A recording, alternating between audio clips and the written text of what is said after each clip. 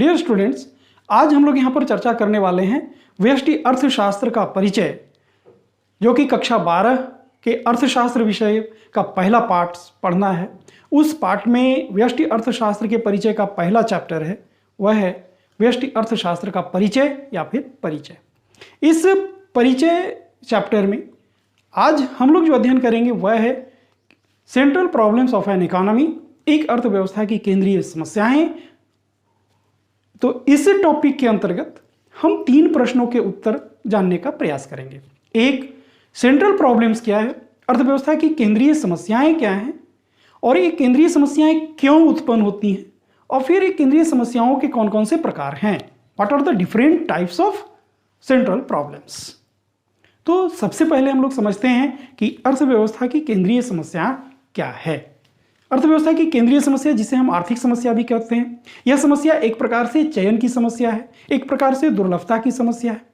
चयन की समस्या किस लिए है? चयन की समस्या इसलिए है कि मानव की आवश्यकताएं असीमित हैं और उन असीमित आवश्यकताओं की पूर्ति करने का जो साधन है वो सीमित है। तो सीमित साधनों में से हम असीमित आवश्यकताओं की पूर्ति कैसे करेंगे? तो यहां पर एक समस्या आएगी और वह समस्या है चयन की समस्या है। हमें अपनी आवश्यकताओं में से प्राथमिकता तय करनी होती है कि किस प्रकार की आवश्यकता की पूर्ति पहले करें और किस प्रकार की आवश्यकता की पूर्ति हम बाद में करें। तो ये चयन की समस्या है। और यहां पर हमने कहा कि दुर्लभता की भी समस्या है। तो दुर्लभता की समस्या इसलिए है कि मानवीय आवश्यकताओं की पूर्ति करने वाले जो साधन हैं वे सीमित हैं और सीमित के साथ साथ वे दुर्लभ भी हैं।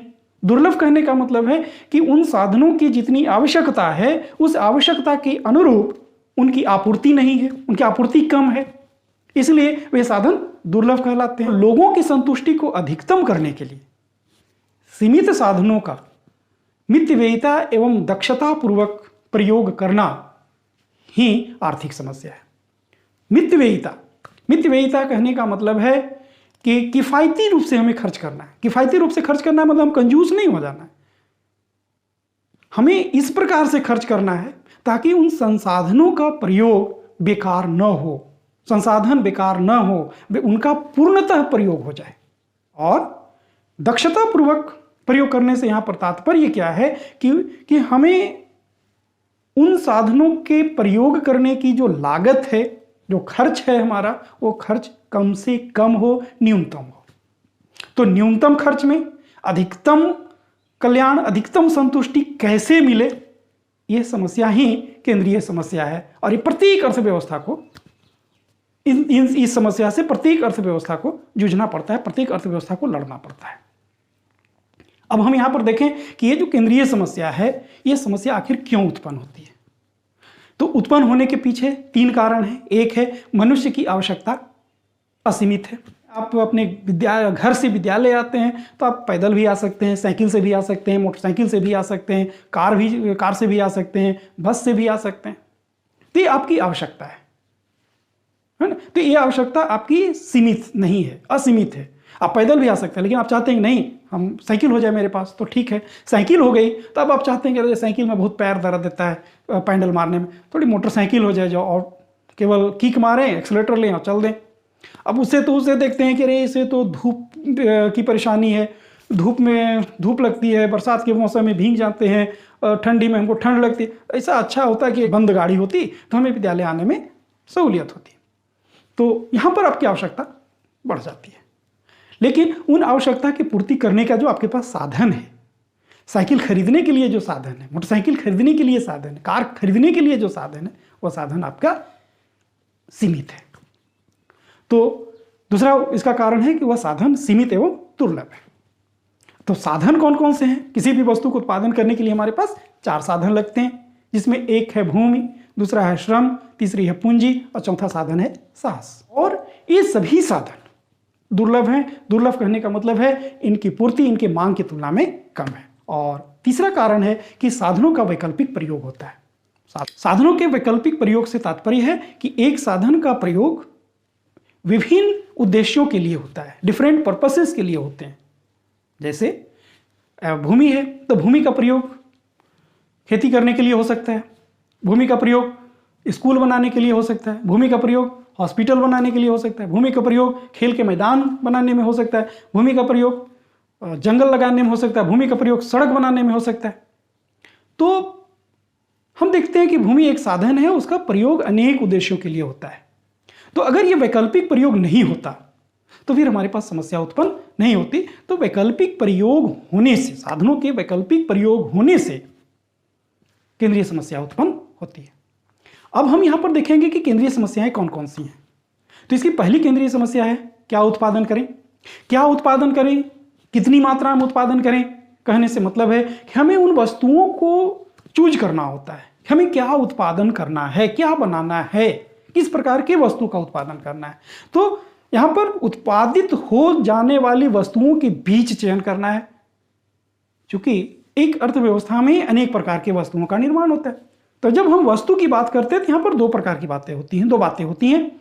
एक टेंजिबल गुड्स, जिसे हम लोग मूर्त वस्तुएं कहते हैं, जिसे हम छू सकते हैं, देख सकते हैं, और दूसरे प्रकार की वस्तुएं जिसे हम लोग इनटेंजिबल गुड्स कहते हैं, अमूर्त वस्तुएं कहते हैं, जिसको हम लोग देख नहीं सकते, हम लोग सिर्फ महसूस कर सकते हैं। जैसे किसी की सेवा, डॉक्टर की सेवा, शिक्षक की सेवा, टेंट हाउस वाले की सेवा, ये सब जो है सर्विस है, इसको हम लोग इनटेंजिबल गुड्स में रखते हैं। तो अर्थशास्त्र में जब भी आप वस्तु की बात करेंगे तो यहाँ पर वस्तु और सेवा, commodities and services, both are included in the terms goods. तो इन वस्तुओं को हम दो भागों में बांटते हैं, एक उपभोक्ता वस्तु, दूसरा पूंजीगत वस्तु। तो उपभोक्ता वस्तु और पूंजीगत वस्तु के अलावे भी एक प्रकार की वस्तु होती है जिसका प्रयोग खास करके युद्ध के वातावरण में युद्ध से निपटने के लिए किया जाता है। तो उसको हम लोग युद्धगत या फिर वार मटेरियल्स या वार गुड्स भी हम लोग कहते हैं। तो उपभोक्ता वस्तु जिसका प्रयोग एक उपभोक्ता अपनी आवश्यकता की पूर्ति करने के लिए करता है। दूसरा पूंजीगत वस्तु, पूंजीगत वस्तु हम उस वस्तु को कहते हैं जिसका प्रयोग उपभोक्ता वस्तु के निर्माण में होता है, जैसे मशीन, जैसे औजार, जैसे टूल्स, ये सभी पूंजीगत वस्तुएं। और उपभोक्ता वस्तुएं में जैसे आप मोबाइल यूज कर रहे हैं, मोबाइल है, शर्ट है, पेन है, माइक है, चश्मा है, तो ये सभी से उपभोक्ता वस्तुएं हैं। तो एक अर्थव्यवस्था को यह निर्णय लेना पड़ता है कि वो किस प्रकार के वस्तु का निर्माण करे। जैसे और यह निर्णय कि इस तथ्य पर आधारित होती है कि अर्थव्यवस्था में किस प्रकार की वस्तुओं की आवश्यकता ज्यादा है। मान लिया जाए कि एक अर्थव्यवस्था में, एक देश में बाहरी युद्ध का वातावरण है, एक उसका पड़ोसी देश जो है उस पर आक्रमण कर दिया, तो वैसी परिस्थिति में अर्थव्यवस्था कुरकुरे नहीं बना सकती है। उस परिस्थिति में उसे ज़्यादा से ज़्यादा तोप की आवश्यकता होगी, ज़्यादा से ज़्यादा युद्धक विमानों की आवश्यकता होगी, ज़्यादा से ज़्यादा उसे गोले की आवश्यकता होगी।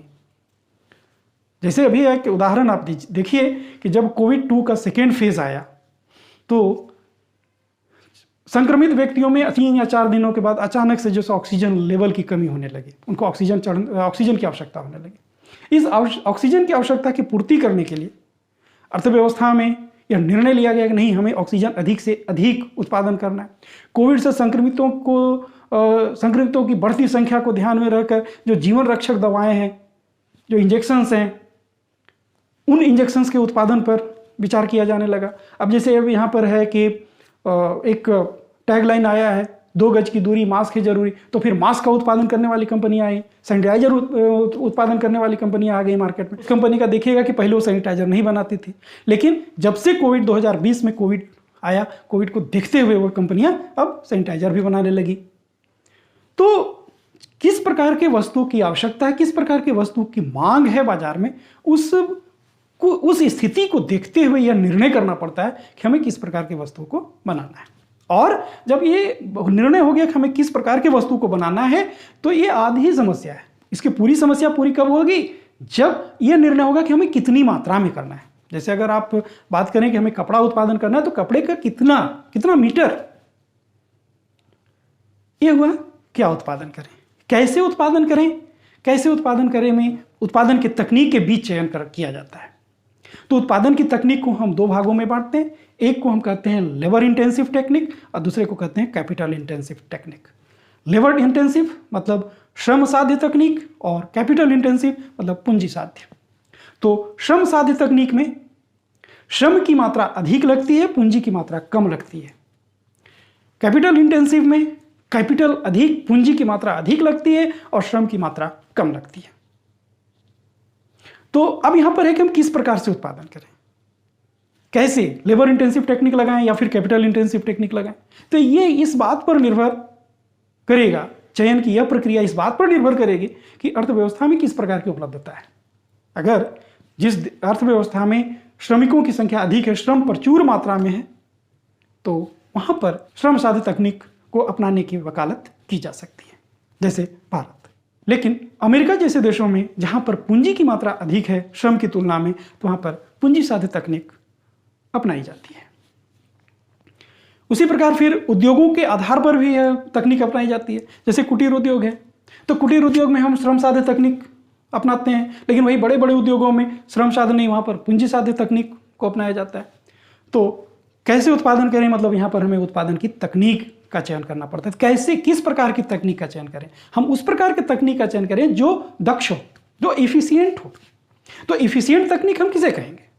तो इफिशियंट तकनीक, हम उस प्रकार के उत्पादन की तकनीक को इफिशियंट तकनीक कहेंगे, दक्ष तकनीक कहेंगे, जिसमें हमें कम से कम उत्पादन के एक साधन की मात्रा कम लगे। अगर हम दो साधन पर बात करें कि जिसमें उत्पादन में सिर्फ श्रम और पूंजी लगे, तो कम से कम श्रम कम लगे या फिर पूंजी कम लगे या फिर दोनों कम लगे तो अति उत्तम। तो इसे हम लोग कहते हैं टेक्निकली इफिशियंट या तकनीकी रूप से दक्ष उत्पादन की तकनीक। तीसरी समस्या है किसके लिए उत्पादन हो। किसके लिए उत्पादन हो, तो अभी तक जो हमने उत्पादन किया उसका उपभोग कौन करेगा। क्या हम एक अर्थव्यवस्था में उन सभी वस्तुओं का उत्पादन हो रहा है जिसके क्रेता एक अमीर लोग हैं, हाई इनकम लेवल वाले हैं, या फिर लो लेवल इनकम वाले हैं, या फिर मिडिल इनकम ग्रुप वाले हैं। किस प्रकार के लोग उसको यूज कर रहे हैं, ये कहने का मतलब है उसका वितरण से तात्पर्य है। हम उसका बंटवारा कैसे कर रहे हैं, किसके लिए उत्पादन कर रहे हैं। यहां पर हमने देखा कि उत्पादन करने के लिए हमें 4 प्रकार के साधनों की आवश्यकता होती है, तो श्रम, पूंजी, भूमि और साहस। तो श्रमिकों के हिस्से में कितना जाएगा, मतलब मजदूरी हमारी कितनी होगी, जो हमारा उत्पादन हुआ उसमें कितना हिस्सा मजदूरी रखें, कितना हिस्सा हम लगान दें, लगान मतलब भूमि मालिक को दें, कितना हिस्सा हम पूंजीपति को दें ब्याज के रूप में दें, या फिर कितना हिस्सा हम साहसी को दें लाभ के रूप में। तो ये जो समस्या है, इस समस्या को हम लोग वितरण की समस्या कहते हैं। और किसके लिए उत्पादन हो, यह समस्या वितरण की समस्या है। कैसे उत्पादन हो, यह उत्पादन की समस्या है। कैसे, थ्योरी ऑफ प्रोडक्शन में हम इसका अध्ययन करेंगे। और क्या उत्पादन करें, इसका अध्ययन हम थ्योरी ऑफ प्राइसिंग में करते हैं, कीमत निर्धारण में कीमत का सिद्धांत में करते हैं, इसलिए कि वहां पर हम उसी वस्तु का उत्पादन करते हैं जिस वस्तु की बाजार में आवश्यकता होती है, जिस वस्तु की बाजार में मांग होती है। तभी हमने यहां पर देखा केंद्रीय समस्या क्या है, केंद्रीय समस्या क्यों उत्पन्न होती है और केंद्रीय समस्याएं कौन कौन से हैं।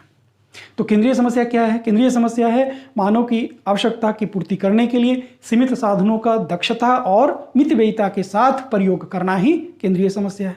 केंद्रीय समस्या उत्पन्न होने के पीछे 3 कारण कार्य करते हैं। एक, लोगों की आवश्यकताएं असीमित हैं। दूसरा, आवश्यकताओं की पूर्ति करने के साधन सीमित हैं। और तीसरा, साधनों का वैकल्पिक प्रयोग होता है। और केंद्रीय समस्याएं 3 प्रकार की होती हैं। क्या उत्पादन कितनी मात्रा में उत्पादन करें, कैसे उत्पादन करें और किसके लिए उत्पादन करें। क्या और कितनी मात्रा में उत्पादन करने का मतलब है कि हमें वस्तुओं के बीच चयन करना पड़ता है, जैसे उपभोक्ता वस्तु, पूंजीगत वस्तु और युद्धगत वस्तु के बीच चयन करना पड़ता है कि किस प्रकार की वस्तु का उत्पादन करना है। कैसे उत्पादन करें, उत्पादन की तकनीक का चयन करना पड़ता है। और किसके लिए उत्पादन करें, यह वितरण से संबंधित है। उत्पादित वस्तुओं को हम उत्पादन के विभिन्न साधनों में किस प्रकार से वितरित करेंगे। तो आज इतना ही। अब हम लोग आज इतना ही। उम्मीद करता हूं कि आज यह वीडियो आप लोगों को पसंद आया होगा।